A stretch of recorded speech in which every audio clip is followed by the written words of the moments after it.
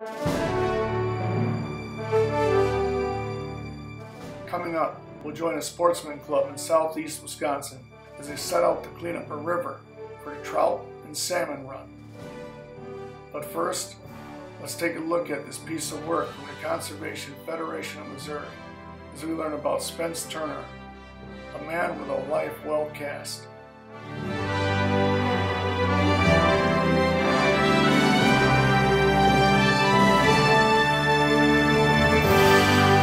I'm Dean Romano. It's time for Outdoor Wild.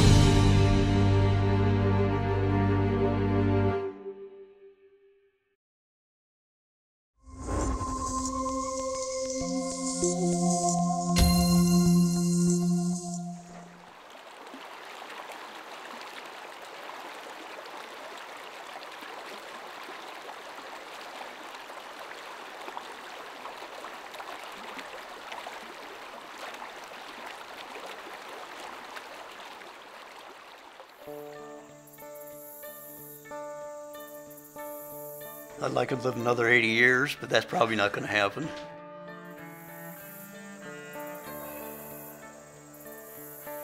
I'm proud of what I did, but life moves on and I'm moving on. You know, hidden across America, there's certain pockets of trout fishing that people just often overlook. It's a misconception to think that trout fishing is reserved for the Rocky Mountains or the Smoky Mountains. Here in Missouri, we have some of the best trout fishing I've ever experienced. As far as being able to get away from people and experience some big fish in some of the most scenic areas of the country I've ever been in. The reason we're here fishing today is because of the work Spence Turner did. You know, Spence deserves a tip of the cap from every trout fisherman that passes through our state. Somebody said if you got a job you love to do, you'll never work a day in your life. And to bite honest, I was there at the right time when I could be autonomous and do things that I knew needed to be done. I was able to accomplish what I set out to accomplish, and that's humbling. Spence is a great example of somebody leaving a legacy through the work they do while they're alive. You know, we chase dollars too often in this life. We chase prideful achievements. But what Spence did was he bought into exactly what he believed in, what he knew he could do to make Missouri a better place for fishermen. And he worked that for his whole career. And now, for generations to come, that resource is going to exist, and we're going to be able to enjoy trout fishing in Missouri because of the work of one man. We do have, I think, some of the finest trout fishing anywhere. And I have fished from coast to coast for trout, and I don't know anywhere I'd rather be than right here on the Current River, trout fishing. Some of the streams in Missouri were stocked back in the late 1800s. In fact, I have a relative, my grandfather, who was responsible for stocking some trout back in the 1920s, in some of his favorite spring-fed streams. He was a railroad depot agent, and when the trains would come by with those cream cans filled with fingerling trout, he'd ask his buddies to drop a few here and there along the way, and others were doing the same. So there are streams here that were stocked in the late 1800s, have never been stocked since, that have nice rainbow trout populations that are what we would consider wild trout.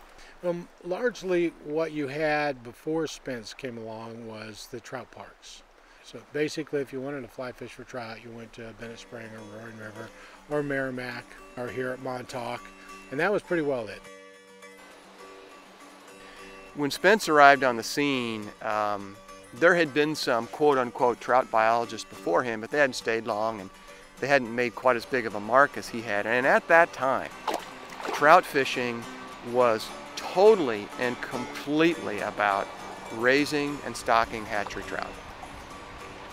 Parks are unique in the fact that they know fish were put in the night before. Even kids that are just getting started can watch them stock the fish and know there's fish in there. So it makes it attractive, and you don't have the go a day you didn't have a strike or didn't catch a fish. You can't say there's no fish in there because they're there. So every day during the trout season, MDC stocks trout into these 4 rivers based on the number of people that bought tags the previous day. So there's always going to be fresh fish in there to be caught. Now, people see pictures of opening day and fishermen are standing shoulder to shoulder, and some people say, why would you want to do that? Well, it's an incredible cultural experience. It's a celebration of fishing that happens each year, and you just know what you're getting into. You know that you're going to be shoulder to shoulder with people, but you also know that person's there for the same exact reason you are, and that's because they love fishing, they love trout, they embrace the experience, and just make a huge fishing party out of this cultural event that takes place in our state. There's a high intensity of demand on that resource that requires absolutely incredible management to be successful. And we have the best put and take trout fishery in the world, here, and Spence is the architect of that. Part of my focus during the early years, say from 1969, 1970 on through the mid-80s, was to change the department's focus so they not only had the wonderful trout parks that we manage every year, but there was also a diversity of fishing opportunities for those folks that wanted something by themselves. Most people didn't realize there was even a wild fishery in the state or even where it came from when I started. And once I did the history, which was back in the early 70s, and realized that the potential that we had in the state, I started lobbying pretty hard for some wild trout fishing. And it took a while for the department to see the way. The first one was the Crane Creek, and that was one of the first streams to have reproducing rainbows in 1882. It was stocked in 1880. Spring River was another one down the same location that had spawning rainbows back in the 1882-83 frame. These fish came from the McCall River in California, federal egg taking station, and shipped out by train. There were trout in some of the streams. Mostly they were escapees from the hatcheries. But he started doing a lot of thermograph studies and trying to determine which streams could hold fish. He also was identifying some of those streams that had wild populations in them, and was instrumental in developing plans for those streams that would have habitat put in that would help those populations expand and become even more viable than they were. And again, just like being here at on the Current River below the park, for the next 7 miles we have a managed trout area that basically didn't exist before that time. So he really brought trout fishing in a wholesale way to the state of Missouri. It's a good one. When Spence Turner showed up in 1969 and went to work on our trout program, he started rediscovering these remnant populations of wild trout and found where they actually were living and thriving in certain environments. Then he went out and started replicating those environments in some of our bigger waters, and because of that we have a wild trout fishery in Missouri today. And those rivers are extremely popular. You know, you're talking about the Current, you're talking about the Merrimack, you're talking about the North Fork, you're talking about the Levin Point. North Fork of the White River is Missouri's answer to western trout fishing. It's got probably the best rainbow trout fishery in the state, both small fish and trophy fish. If you want a western trout fishery, you like to dry fly fish, or you like to streamer fish, or you like to fish for big fish, North Fork is a place to go. And then we had Taneycomo. Taneycomo was the largest fishery in the state, particularly with Shepherd of the Hills Hatchery. And I believed at that time, and still do, that the potential for a world record is actually in Taneycomo. Taneycomo is one of the great tailwaters in America.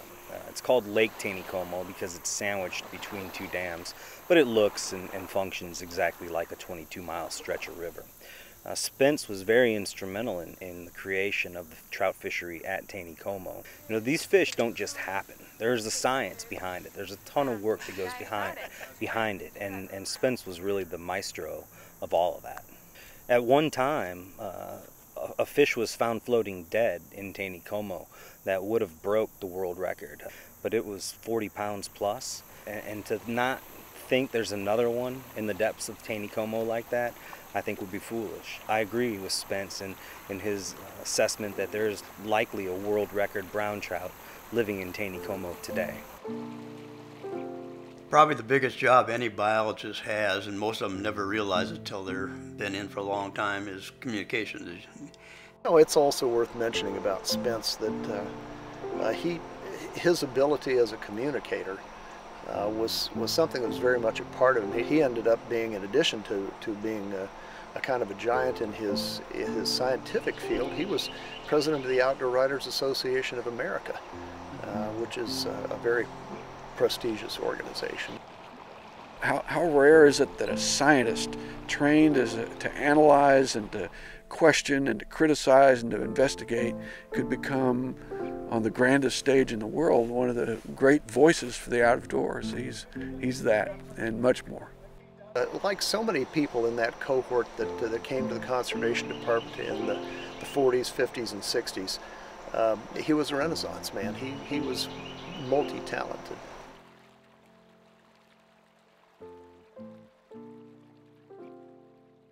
I've really not thought of it that way much.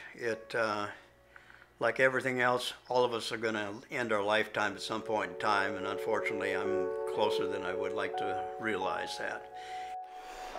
So cancer's affected me personally quite a bit, and now to see Spence fighting cancer and knowing the battle that he's going through and being able to reflect back on his life at this point and knowing that he made a difference. I mean, he has left a legacy in Missouri for all of us.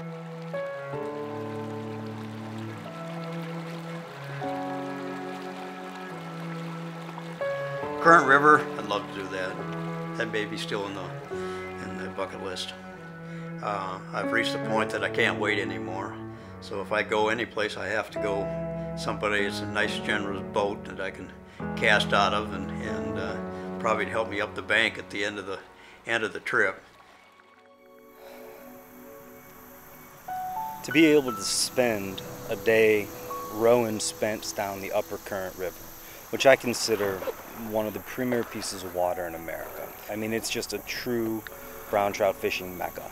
And to fish that day with Spence and to recognize that he wasn't really out there to fish. He was out there to just see it one more time, to experience that river one last time. And we didn't talk a whole lot. He just floated and soaked it in. And, you know, it was his goodbye trip to something that meant so much to him over the years. And I was just proud to show him firsthand that there's a number of us that are going to work hard to continue his legacy, to fight to protect what he started, and to make sure that the Current River and the other rivers that Spence is responsible for continue to thrive as trout fisheries for as long as we're around, and hopefully the generations that come after us.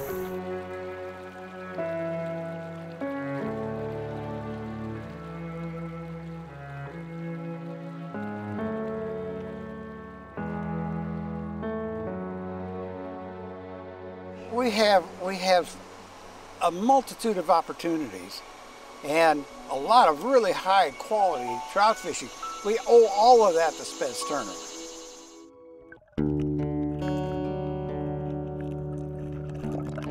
Just an incredible life that he's lived, and just an incredible job that he did bringing trout, wild trout, to Missouri.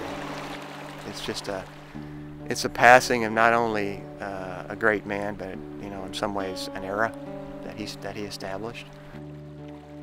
I will miss him terribly, but boy, what a legacy he has left behind, and generations will have the opportunity to enjoy what Spence started.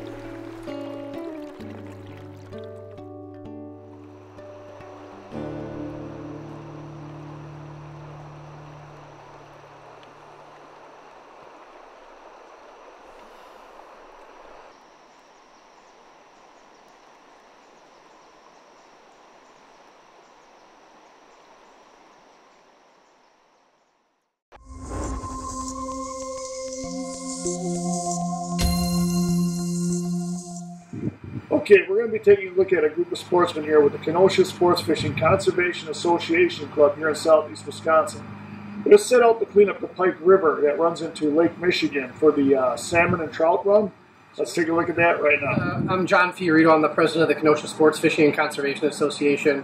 What we're all about is sports fishing and conservation. So we do a few events each year that we really go hard with just to preserve the nature of our ecosystem here. So one of the things that we do is the Kids Fish and Fun, where we bring about 250 kids out to a pond. We teach them how to fish. We have casting lessons. We have the DNR come and do classes with species verification, and the Coast Guard will come out and just teach them safety. So it's educating our youth that's very important to us as far as nature and sports fishing and just a whole gamut of that. A couple other things that we do is we have the rearing pond here in Kenosha, where we raise salmon and then let them go into the into Lake Michigan. This year we raised about 30,000 salmon into the river. They're a Chinook salmon, so also known as the king salmon. They get up to 25 pounds, so they're huge fish. But our goal is to make sure that they come back to our area and survive. So what we did this year is we imprinted the fish, meaning we put river water into our rearing pond so that the fish get the sense of where they're from, so they will come back to the original area to where they were stocked. So our goal is to have the salmon runs just booming here. So we're here today because we have the Pike River cleanup. What this is all about is just preserving our rivers here in Kenosha. People use the river as a dumping ground. They put in tires, they put in garbage, and littering is a big issue. So what we do is we have about anywhere from 50 to 100 volunteers walk the river, pick up garbage and debris, and just make it a cleaner place. What we also do is get rid of the log jams and the pileups of stuff in the river. What this allows is for the salmon run to have the fish come in when they come into Lake Michigan and come into the river, so the fish can make it up the river and spawn. We have four major areas we worked on today as far as log jams go. We had people with chainsaws cutting out just giant willow trees that have came through. We've got people on kayaks cutting different places, but we had four major areas that where the river was pretty much stopped and the fish were stacked up in. Well, we have 4 log jams today, and first of all, I want to thank Dean. Dean's been a part of the conservation projects and Kenosha Sport Fishermen's Club. What we're trying to do here is to lessen the impediment of the salmon spawning fall run, as these log jams are a natural occurrence, but if you don't attend to them, it washes the bank away, and the more bank erosion you get, the worse it is for the trees that are going to keep on falling into the river. So it's a repetitive type thing that happens. We're just assisting. Now we're in conjunction with the DNR stream removal project as well, which they have documented. So anything that is a log floating, we are good to go. But if a tree is rooted and in there into the tree, we're not allowed to touch that. According to the DNR, that's a natural occurrence of river. So what the Pike River Revival Cleanup is to help kids on all ages understand conservation, what this trash, the debris, the tires, all what they do for us is harming the river. And it's not a good thing for the river. So these kids are coming out on their own merit, helping them to understand what the Pike River Cleanup is all about. The Kenosha Sports Fishing Conservation Association Club is pretty big into helping out to keep the environment in a pretty good sound structure when it comes to waterways and things of that nature. That's correct. For our fish. Yep, one of our emphasis is the conservation aspect of things. So making sure that the rivers are clean, making sure that we're just cleaning up trash, anything we can do. The river is a great tool that we have here to utilize, as far as walks with nature. There's canoeing, there's kayaking. We get the salmon run in the fall, so it's a huge fishing place to go fishing. The trout come in, so I mean there's uses all season for the river. So it's a pristine place, so we want to make sure we keep it that way. Yeah, this river runs a long way here in this area of southeast Wisconsin and dumps into Lake Michigan for the salmon. I mean, the salmon migrate down the river. I mean, the trout they come down the river and back up every year, and salmon as well. The salmon work their way up stream here. Yeah, there's a few different species that we will see in the rivers, and they happen at different times. You'll have brown trout come in the river. You'll have rainbow trout, also known as steelhead trout. Right. And about this time now, the Chinook salmon are coming into the rivers. So it's a great place to fish. It's a great thing we have here. It's beautiful, and we want to keep it that way. Right, and I know that there will be fishermen down at the harbor fishing out of Lake Michigan, and them fish that they're fishing for are making their way back this way, as many of them that can. Correct. Yes. Yes. Yep. You'll find them in any of the harbors right now. There'll be fishermen fishing all day and all night. So one thing we do have is there's actually a certain season in the river to where you can't fish it. So we coordinate also with the DNR. We do what's called a river patrol. So there'll be fishermen that come out and unfortunately don't obey the rules, and they'll fish in the rivers past dark, which is not allowed. So we'll have members of our organization walk the rivers to make sure that no one's poaching the salmon, because it's a big problem we have around here. Well, I was unaware of that, because I know that we're here in Wisconsin, we're doing pretty good, I think, with our conservation management. And I know that there's poaching everywhere, and whether it's fishing illegally or hunting illegally or whatever. But there's, as far as sportsmen go, we have to do quite a bit to keep this stuff preserved and going well. And I was unaware that we had a lot of that going on with the fishing for the salmon in the river. I didn't know that at night. So. It is a big problem. It is. Okay. Interesting. Especially with the salmon, their eggs are coveted by certain people. Okay. So they'll come, and what they'll do is they'll net a fish, or they'll catch them, they'll cut their bellies open, take the eggs, and just throw the fish in the water. Oh, wow. Which is a big problem. Yeah. That's a shame that happens. And I know you guys did plant was around 30,000 fingerlings. You were saying. Yep. Like this year we raised 30,000 fish in our rearing pond. Good. It's the deepest well, I believe, in the Midwest right now. So our water is actually from Lake Superior, not Lake Michigan. So it's from that water table. It's that deep. Wonderful. So what happens is the DNR brings us fish to raise. We raise them for about 2 weeks. Okay. And we make sure that we take a lot of data on it also. So we check the water temperature, the pH levels. We'll have students from the local area actually weigh the fish and measure them just to see how they're doing, and then at a certain time we'll release them into Lake Michigan.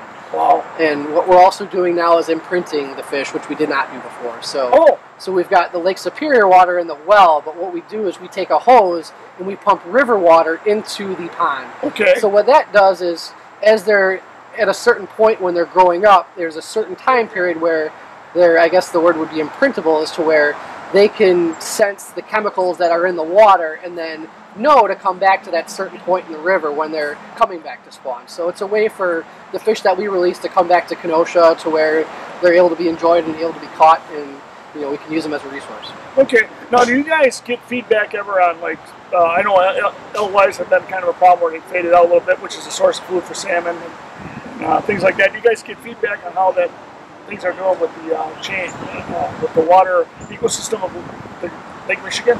Well, we've had some invasive species that have been changed in the ecosystem. Right. You've got the zebra and quagga mussels in there, to which is clearing it up a lot. Right.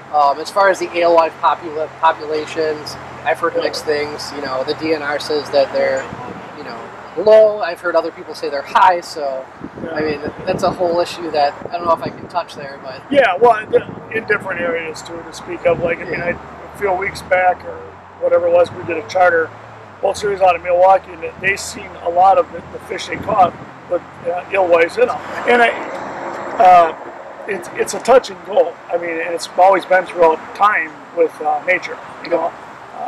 Our goal here in Wisconsin, and a lot of other states as well, to do pretty good with conservation. We raise funds, we keep the programs going.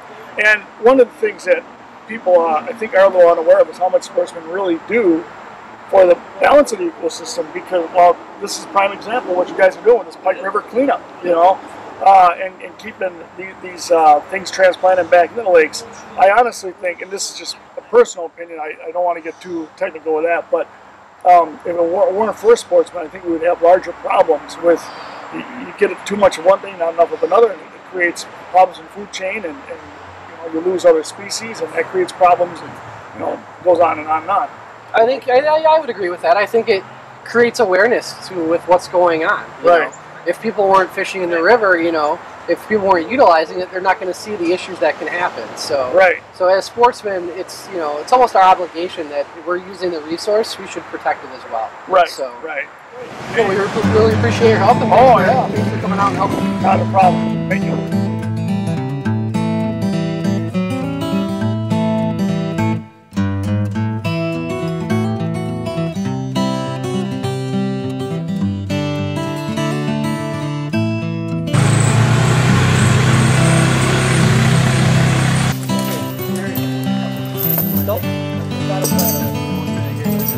This is a lot of things and I can't touch it.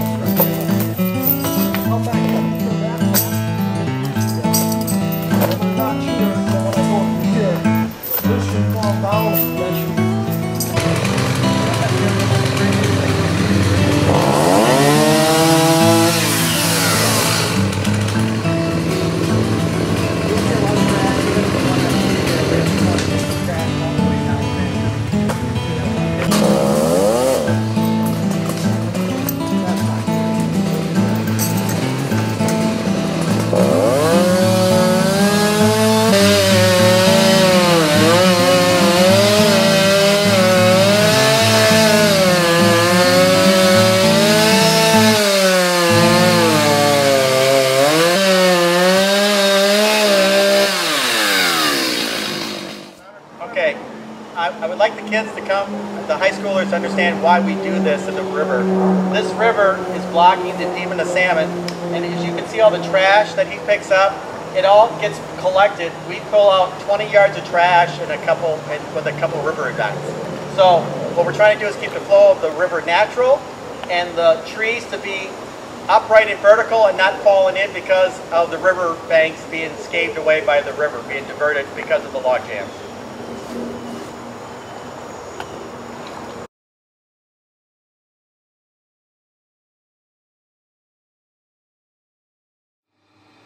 All right, thanks for tuning in. We hope you enjoyed some of what you saw. And try to remember, our planet Earth belongs to all of us. It's up to all of us to get involved to help take care of it. I'm Dean Romano, and we hope you'll join us on the next Outdoor Wild.